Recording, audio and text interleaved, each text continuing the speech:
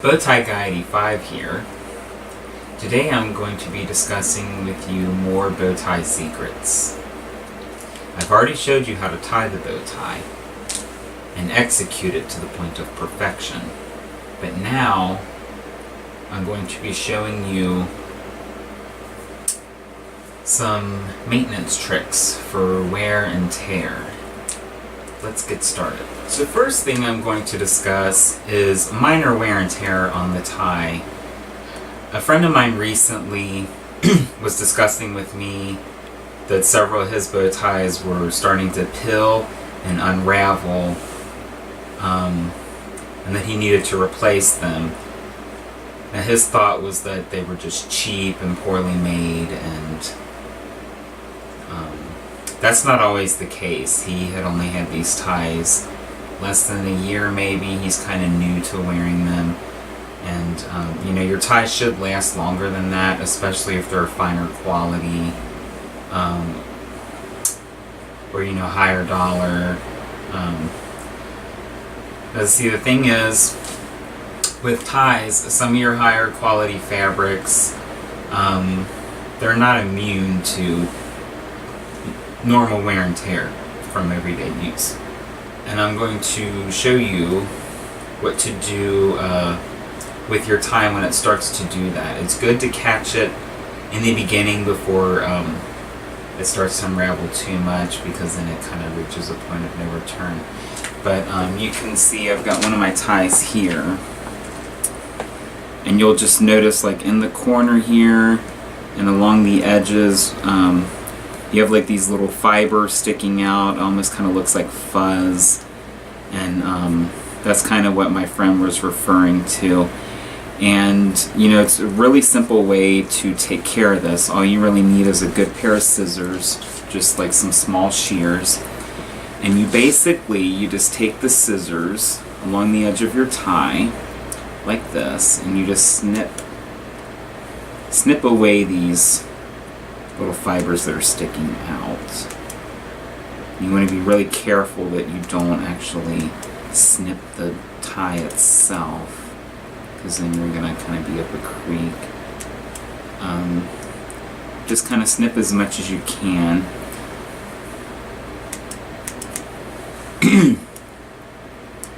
And what's good about this, it prevents the frayed ends from getting worse, and it also cleans up your tie so it doesn't really look as old as it is.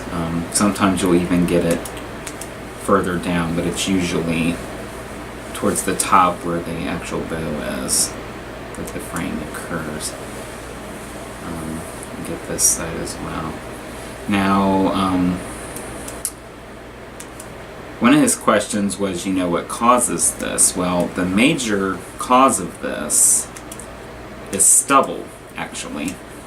So when men have like a lot of facial hair, or they've just shaven, or if you're like me, my hair grows in terribly. I can go not even a whole day and already look like I need to shave again. It's pretty bad. So what happens is, silk is kind of like a picked material, and it's kind of stitched differently than other fabrics. So what happens is your stubble, it's kind of coarse and rough, and it catches on the material of the tie, and with prolonged usage, like everyday wear, it slowly picks at this material and slowly starts to pull the fibers out, and that's how you end up with the frayed ends like that. So here we go. Our tie is all cleaned up now. I have a secret I want to share with you guys to help prevent this from occurring again. Now, it helps keeping it trimmed like this. If you let it go too long and the frayed ends get really bad, you'll start to get where full fibers get pulled out, and it starts to deter from like the pattern of the tie. You'll have gaps of color missing and things like that. So it's good to keep keep an eye on it. Another thing I like to do is take beeswax. This is just some regular beeswax. You don't need a whole lot of it. I'm going to just get a little on my fingers, like this.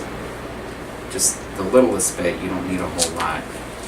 And kind of get it on my fingers good, and then what I do is I will gently massage that over the seam of the tie, and I don't do the whole tie, I just do along the seam, like where it's stitched. The corners especially, because those seem to be the worst. Just a little more here.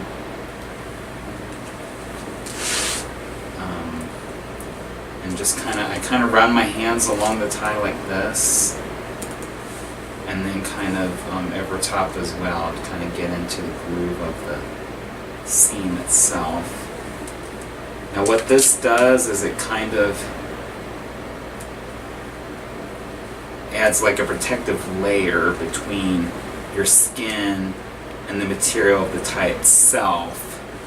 So as you're wearing it and you move around, you talk and stuff, there's gonna be friction between the tie yourself, and it's gonna catch those fabrics. But just coating it in a little bit of this, and you don't have to do it like all the time, but if you notice it's starting to fray again, then clean it up and grab your wax and cover it again. So we've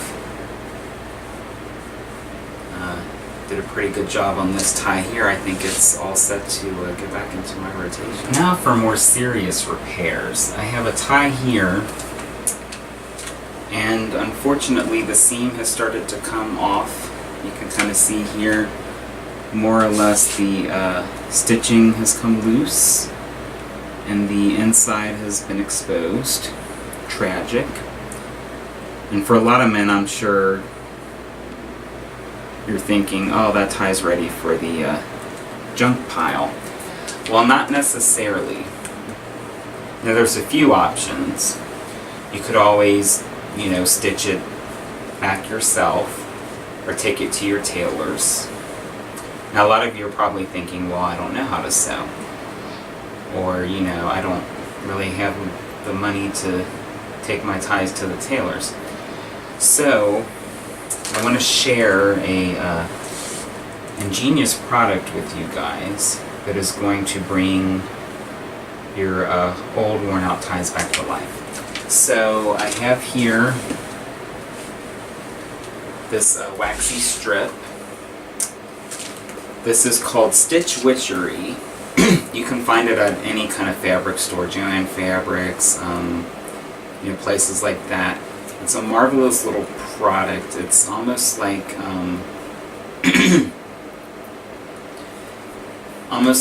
double-sided tape, but it has a texture to it.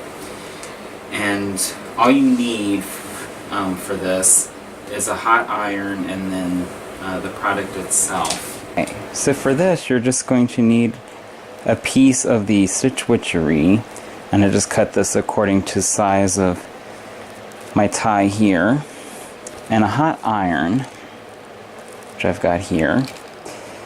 Now there's more detailed instructions on the package itself, so I'm not going to go into too much detail here, but you just lay your tie out, and the textured side you want face down, and I'm just going to insert it here. I'm in the gap. Then once it's in place, you're just going to press the iron, kind of hold it firmly for about 15 to 20 seconds.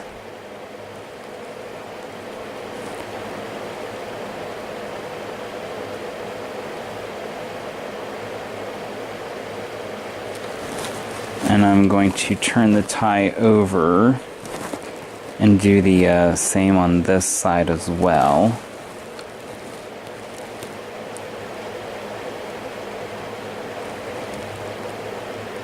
Now what it does is there's a chemical process happening here. The heat kind of releases the adhesive within the product itself, and it kind of grabs hold of the fabrics of the tie on each side and kind of brings them back together. And that's pretty much it. I'm just going to leave it sit here for a minute and kind of do its thing.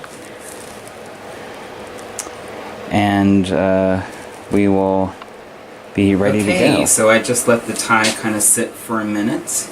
And as you will see, the seam is now shut. Nicely closed on both sides. You still can see kind of where the stitching has come loose here, but the two ends are closed, so it'll prevent it from ripping further.